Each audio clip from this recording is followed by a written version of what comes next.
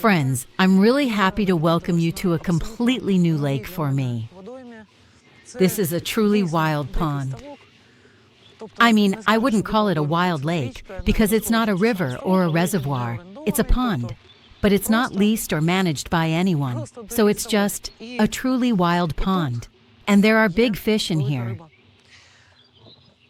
So this is my first time on this water, and I've headed out to look for spots. I made 3 passes with my echo sounder. And I realized this is finally the first venue where I can throw my old echo sounder away. Because it's really hard to get a full picture here with this unit. I've never seen a bottom like this. Not even on my home water, the big reservoir. I mean, the bottom here is just one constant change in depth and structure. I'm going to show you all of this as we move along. There are more spots here than I could ever fish. More than you could even test in a single session. It's honestly insane. I've never seen anything like this in my life. The depths here range from 1.8 to 11 meters. All right, I'll start showing you now what's happening here. The arms of this water spread out from where I am for about 30 hectares. There are flooded trees, reed beds, and in many of those areas, there's basically no access to the water at all. I'm absolutely blown away. Seriously, just look at this. There's not a single spot where you can get to the water, no access at all. This place here is the only area you can reach by car, so that's why we camp here. Actually, the first person who started carp fishing here in a modern way was this guy, our customer and a friend, the one who invited me. He's been calling me to come here since last year, but I just didn't have the time. This year, I finally made it. So up until last season, nobody had really fished this place using modern carp fishing methods at all. This is a venue with completely unknown potential, totally unexplored and unrevealed. It was created back in the 1960s, and it has never been drained. The fish that these guys have already caught here include carp up to 14 kilos and grass carp from 17 to 25 kilos in a wild, unmanaged pond. And what else is swimming in here? Only God knows. What I've seen so far is some really steep drop-offs into a deep trench. When I get a bit closer, oh wow, look at this. Here it is, from 12 meters. And now it's coming up. This is the trench area, right here. There are some really interesting little islands here, shallow spots. I've already found 2 of them, one closer to me, smaller in size, and another one farther away, much bigger. There are huge lifts here, from 10 meters up to 1.8 meters. There's a lot of reeds, but underneath the reeds, I can see really tall weed. So you can't really fish right under the reeds. If you fish near the bank, you have to move away from the reed line. Now I'm trying to put this whole picture together in my head. It's like a puzzle. I've never seen a bottom like this on any venue before. I'm absolutely blown away. This is really interesting. I'm planning 3 spots. I've got 3 rods and 3 marker poles, so I think I'll spend another couple of hours out here, just moving around and studying the water. And once I've finally decided on the exact spots, I'll come back to you and show you the areas I've chosen. For now, I'm going to sign off and keep exploring the water. This is the first spot we're going to fish. So here we've got a main plateau at around 6 meters, and now we're going to move forward and see what happens. Because from that 6 meters, it rises really, really fast.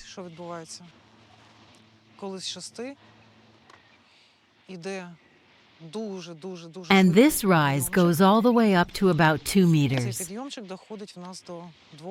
Actually, even 1.8 meters. Right here, I'm going to drop an H block. This is a rise up onto a shallow area. Now I need to mark where it ends and drop another H block here. It's still rising. And it's been going on for quite a while. That's it. That's it. What do we have here? From what I can see, and I know H-blocks are always hard to spot on the GoPro, but we've got about a 10-meter rise for sure. And I've marked the edge of it, the side that's closer to me, and now we're dropping back down again. There are also some really interesting spots right near our bank. There are 2 drop-offs there, a closer one and then a farther one that goes down into the trench. It's a super steep drop-off, about 3 to 4 meters. So if you fish there and get a bite, you'll probably have to go out in the boat because the fish can cut the line or get stuck right on that drop-off. Fishing right under the reeds isn't an option here. There's a rise there as well, up to around 2 meters. And there's some really thick weed. You can clearly see it on the echo sounder. The weed is growing right along the bank. Really tall weed. I was just passing by and you could actually see it with your eyes. In this one area, it's not visible right now, but that's what we're dealing with. So fishing right along the bank is basically impossible here. So we will focus on the trench. Towards the upper part, because the trench is 10 to 11 meters deep. And now I'm going to show you what it looks like here, the trench. And now look, we're dropping into the trench really, really fast, down to the main trench depth. It's basically everywhere. It's a trench that runs through pretty much the entire pond. I could map it properly if my unit could draw it the way I want, but anyway, it's clear that this is the main trench section. It's about 11 meters deep here, and right now it's a part closer to my bank. And we're going to come out of it just as sharply. And we've got 2 drop-offs here. One of them is really close in. It drops down to about 5 meters. And a farther one, where from 5 meters we drop straight down to the trench. That's it. This is the bankside drop-off. You can see it. My camp is right there already.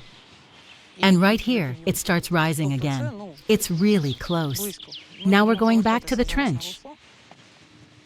I'm not going to fish the very bottom of the trench at 11 meters, of course.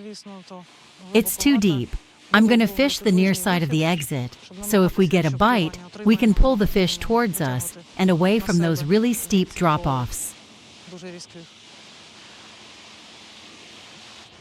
The main depth here, closer to the dam, is about 10 to 10.5 meters. There are rises like you've seen, up to 2 meters. These are the little humps we've got here. There are some big humps and some smaller ones, but there are plenty of them out here. And we've got the trench at 11 meters, even 11.5 in some places. There are 2 drop-offs, one very close to the bank and the other leading down into the trench. There's a flat area around 4.5 to 4.6 meters. So as I'm moving along right now, another thing is that we've got a lot of weed along the bank, a lot of it, and it makes it basically impossible to fish close to the reeds.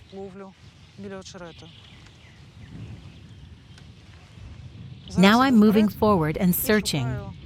First of all, I found another hump right next to me. I want to find it again. And I'm looking for the drop-off into the trench. Let's wait for it to start. And once it starts, I'll drop an H-block to mark it. There it is. It's starting. Here it is. That's it. This is where the main trench section starts. I'm turning around and coming back so I can set a spot at 4 to 5 meters deep, right on the way out of the trench. It's already 9.5 meters here. It's like some kind of underwater cliffs. And now it's coming up onto another rise. This is probably that hump I found earlier. The second one, 100%. This is it. I'm going to slow down here. I'll drop an H-block here too so I can find it again later. Here it is. Yes, this is our 2-meter hump, 1.9 meters. 1.8 meters. Here it is. This is the one. All right, I want to pass it and find it again. Here it is. That hump is also like an exit from the trench. It's just really sharp, really steep. There it is. Right now I'm in 6 meters. Over there it's 1.8, see? And here it's 6. What a venue. The trench is such a clear, very distinct feature here. It's really easy to find, and basically everything about it is pretty clear. There's a very steep drop-off and a very deep trench. I honestly don't see much point in fishing the very bottom of it. It's just too deep. And right there, straight in front of my swim, there's a shallow area, an exit from the trench, up onto a hump. We also have a plateau a bit more to the right, around 4 to 5 meters, like a closer exit from the trench. Over there we've got another hump as well, about 2 meters, even 1.8.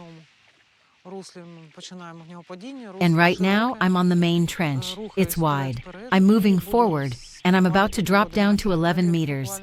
So this part is more or less clear. Now I'm going to keep searching. Maybe I'll find something else interesting. Maybe a smoother, farther exit out of the trench. We've got the near exit, and now we'll look for a farther one. Maybe something smoother without those crazy steep drop-offs. And I need to spread the spots out. I'll keep looking now, and I'll show you what I find. This is the 4-meter depth I've found. And now I'm trying to find that spot again, the one between my 2 markers that I found earlier. And it looks like this is going to be our farther exit from the trench. Exactly what I was looking for, because we already have the near one, and now we found a farther one that isn't as steep. Right now, the bottom is starting to rise onto this small 4-meter plateau, and I'm going to mark it with an H block.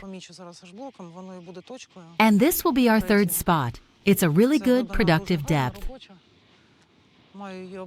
I'm going to fish there, and it's also connected to the trench area. Just a different part of it.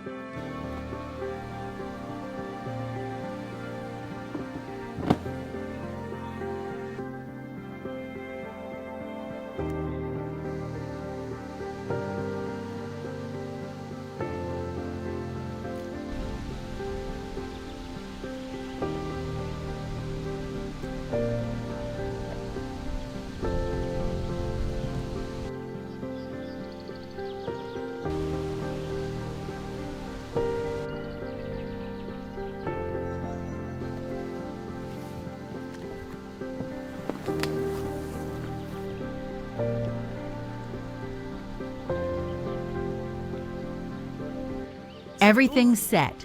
Now we just hope we'll get to see some local trophies.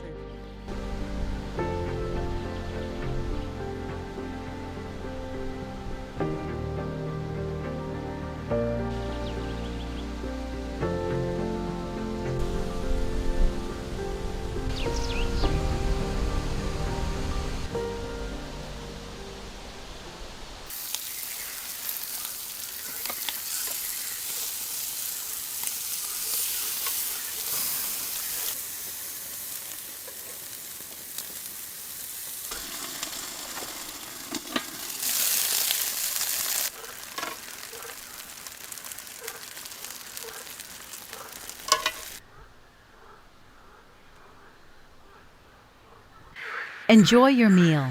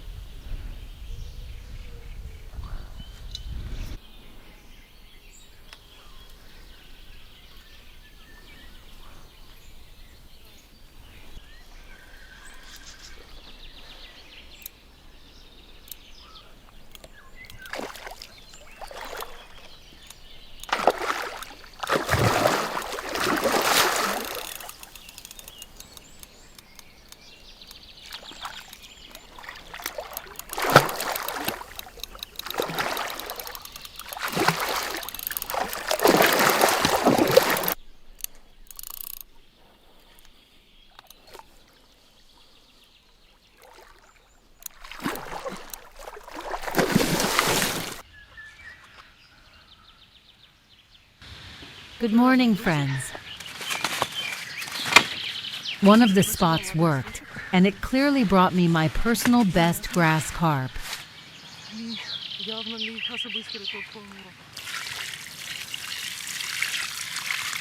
Now we're going to weigh it. After that, take some photos and let it go. It's a huge fish, a real giant.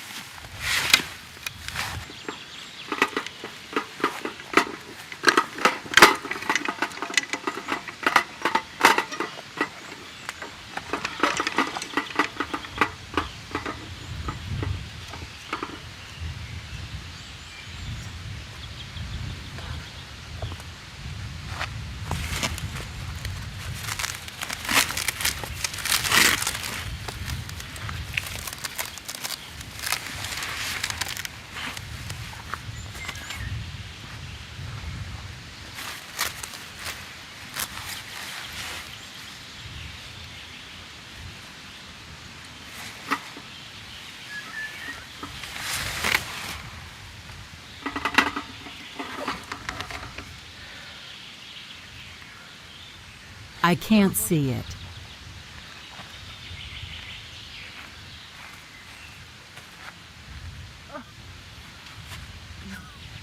This is my absolute personal best grass carp. This one is 22 kilos, 400 grams. And this is a wild, unmanaged pond, guys. Grass carp, 22 kilos, 400 grams.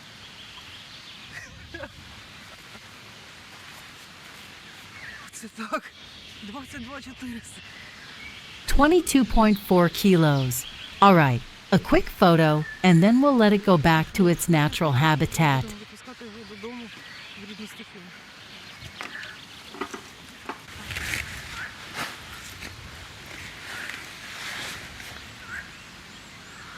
So friends, that's my personal best grass carp. And so far, it's also my biggest fish ever from a wild, unmanaged pond.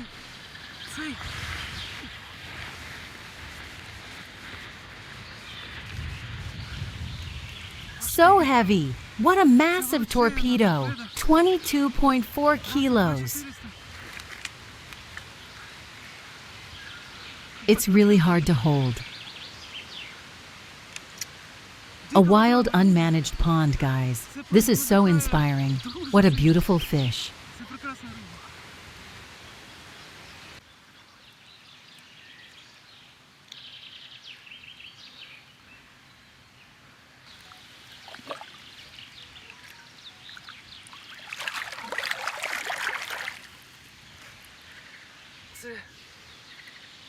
These are the moments.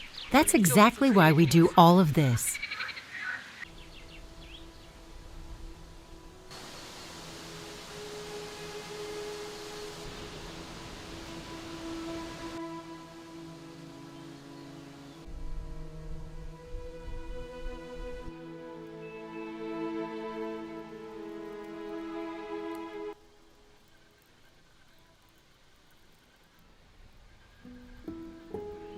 The rod is spooled with 0.35 millimeters Shimano Technium line.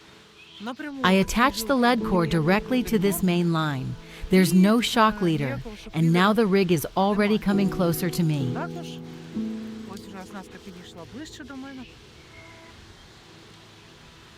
I'm using a grippa lead, heavy enough to hold the distance, so I was confident the rig would stay there after I placed it.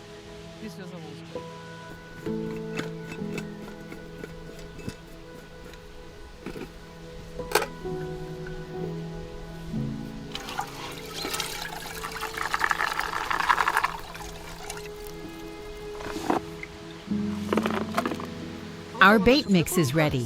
Freshly cooked tiger nuts, a bit of hemp, and I'm also going to add some boilies, the same ones I started with. I portion everything out separately in containers like these. This is the base mix, tiger nuts and hemp, and it's the common bait for all of my spots. This is how it all looks. And the boilies are separate, different ones for different spots. Like I told you, I wanted to test and see what works. So I pour them into a small container like this, and then I feed each spot little by little.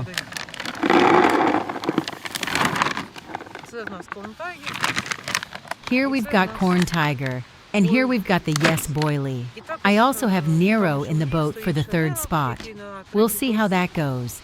It's gotten a bit warmer, which gives me a little hope that maybe we'll still see some fish in the next 24 hours. But for now, I'm getting ready for the last redrop of the day.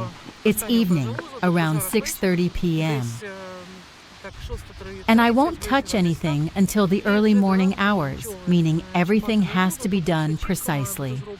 Absolutely, with the rigs, with the amount of bait. Because after that, the only thing left for me to do is patiently wait for that trophy. And everything I've put out there, the rigs I placed, the spots I chose, I need to be confident in every single detail of the whole setup. Every step matters when you're trying to catch one big fish. That's the thrill of trophy fishing. Every little nuance, every detail, what hook you're using, whether your hook link material is reliable, whether your main line is strong, it all matters. Same with the bait, and everything, absolutely everything. So I'm 100% confident in every little detail. So I can place a rod out there in the evening and feel confident that if it needs time, even a full day later, I can still get a bite on that hook bait. Let's go rebait the rigs, refresh the hook baits, and make the last boat run of this session.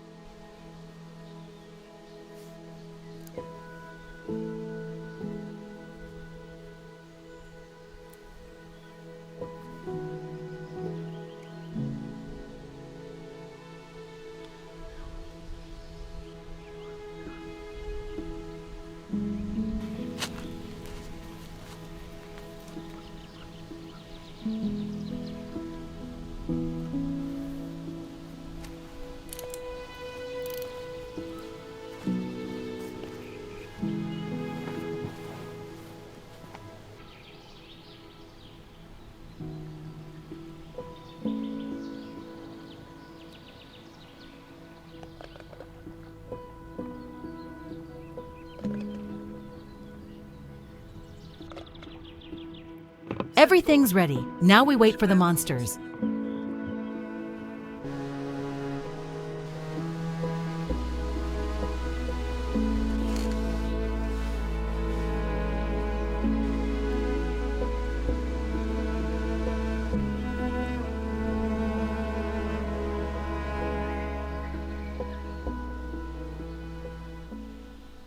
It's a very interesting place. This is a truly wild pond. It's not leased, it's not stocked. It was created back in the 1960s as part of those Soviet-era programs, when a lot of ponds were built across our country. So it's a very old pond with serious depths, and it's never been drained, for various reasons. And right now, it isn't leased or managed by anyone. And even with the reality of illegal electrofishing in the past, and despite everything that's happened here before, as the locals told me, big native fish have still survived. I think they survived because the depths here are really serious. You saw it when we were out on the boat with the GoPro looking for spots. The trench here is 11.5 meters. So the depths are truly big, especially for a pond. And on top of that, there are two arms that stretch out from here. They stretch a long way and make this whole 30-hectare water, so the fish have plenty of places to hide. There's basically no access to the water over there. That's why we're set up here near the dam. This is one of the few places where you can actually drive down to the water and camp. But there's also a lot of interesting stuff over there too. That grass carp we caught, 22.4 kilos, is, as I understand it, just the tip of the iceberg of what this place might hold. Like I said, this venue is almost untouched. From a carp fishing perspective, this place is practically untouched. Since last year, our friend, who's also a client that orders boilies from us, started trying to catch big fish here. He succeeded, and he invited me here. For that, I'm really grateful to him. Because this is truly an experience, and such an amazing, interesting place. It just inspires me, and gives me a lot of inner light. I'm just really happy to be here right now in this moment.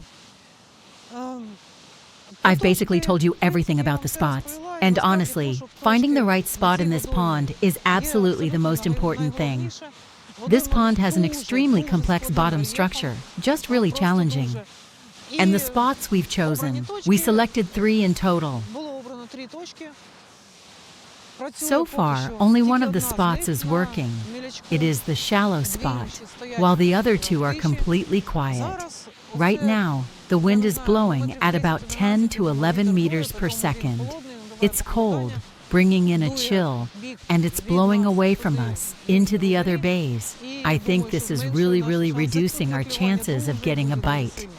Of course, everything's already in place, and now we're just waiting for another fish. So, what did I do with those spots once I found them?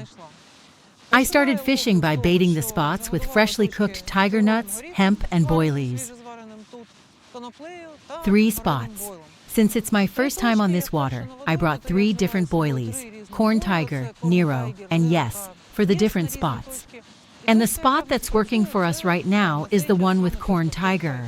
But it's way too early to draw any conclusions because, well, honestly, we're in really tough conditions for this pond at the moment. So there could be more bites, and the other spots might start working more often, especially those completely different ones. So we're not at the stage yet where I would say, that's it, we'll put everything on corn tiger, because it's what's needed here. Of course, it's really an absolutely grainy, sweet boilie, and on wild ponds, fish tend to respond to it faster. But yes also works really well. It's proven itself on wild waters too, so it's too early to draw any conclusions. I really hope I get to come back here again. And then I'll start paying attention to the weather and the wind. Now that I have a better understanding of how things work here, later I'll give it another try. So the bait was tiger nuts, hemp, and 20mm boilies. And on the hair rig, I put a small tiger nut with a 10mm mulberry honey pop-up. This worked for our trophy grass carp, baiting with boilies, tiger nuts, and hemp. And the hook bait is a neutral little tiger nut. On the hair rig, 1 nut with a 10mm pop-up, and that's what brought us our trophy fish. But honestly, looking at the weather we have right now, very strong wind. Yes, really strong wind. A really strong wind is blowing the fish away from us, and honestly, our hope of seeing any more activity is fading by the hour. The weather isn't improving. We checked the forecast, and the day after tomorrow it's going to get really cold with rain. In short, the weather isn't getting better, it's getting worse. So that's the situation, but we still have time until tomorrow. The rods are in place, and soon it will be 24 hours since I last repositioned the rigs. For a regular pond, that would be a long time, but for a place like this, I think it's normal. When I put out a hook bait that stays on the hair for a long time, waiting for the target fish, waiting for a carp. By the way, the grass carp. As for how it was caught, I had placed the rig around 3 p.m. and we got the bite at 10 in the morning. So the rig had been sitting for a long time, waiting for the target fish, and it stayed neutral. The pop-up continued to hold that tiger nut in place. Regarding the frequency of redrops, I explained, we use selective bait.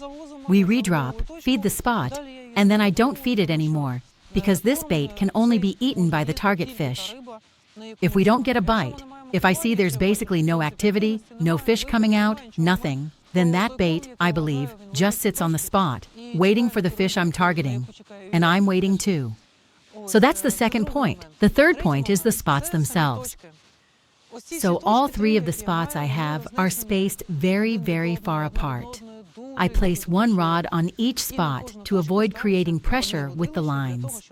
For me, this is my favorite type of fishing: trophy, targeted, slow boat fishing. I'm really happy to finally be back on a fishing trip like this, because there have been many reasons why it didn't happen since 2022. And here, right now, I feel a huge amount of inspiration, a real sense of returning to my true self, I'd say. And even despite all the difficulties and the not-so-favorable conditions we're facing, it just feels incredible to be here.